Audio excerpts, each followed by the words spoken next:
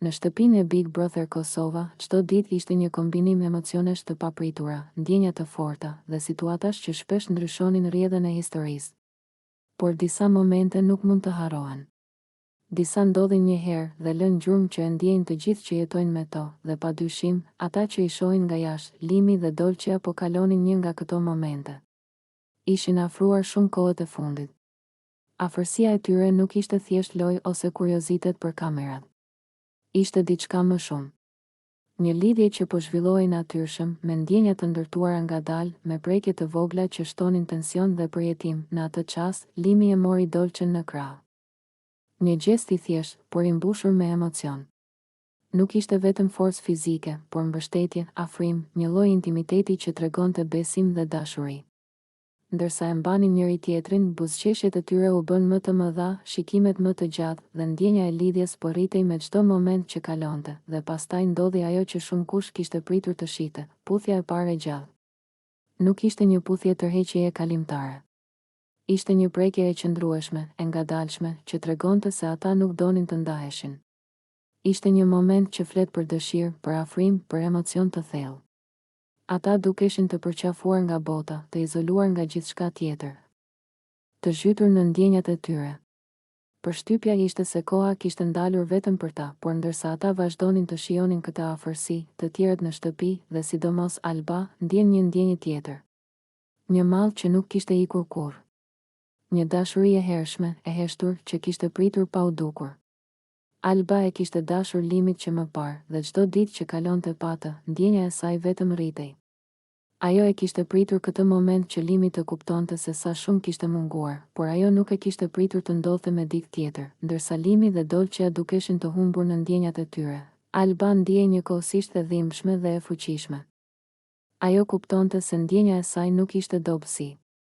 Malli i saj ishte i fortë, i qëndrueshëm. Një ndjenjë që nuk mund të fshihej pas afërsisë së Limit me Dolçen. Ndërsa shikonte këtë, ajo përjetonte një përzierje emocionesh, dhimbje për humbjen, frikë për atë që po ndodhte, por edhe një shpresë të heshtur se Limit do të kuptonte vlerën e saj një ditë. Në atë çast, një reflektim i brendshëm ndodhi te Limi. Edhe pse ishte i zhytur në puthje dhe afërsi me Dolçen, një pjesë e tij ndjeu mungesën e Albës. Një ndjenjë e fshehtë, e heshtur, e përzier me kujtime të hershme, me dashuri që nuk kishte shprehur kurrë. Ai ndjeu një boshllëk që nuk mund të mbushej vetëm me afërsinë fizike.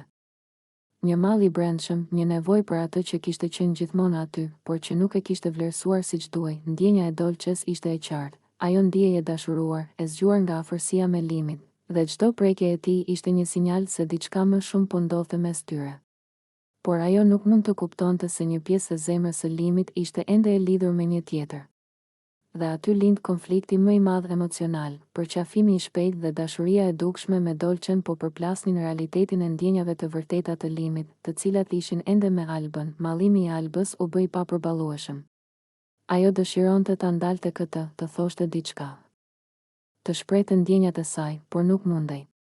Vetëm e vështronte, duke ndjerë një përzierje të dhimbjes, shpresës dhe mallit që e bënte zemrën e saj të rrite më shpejt se kurrë.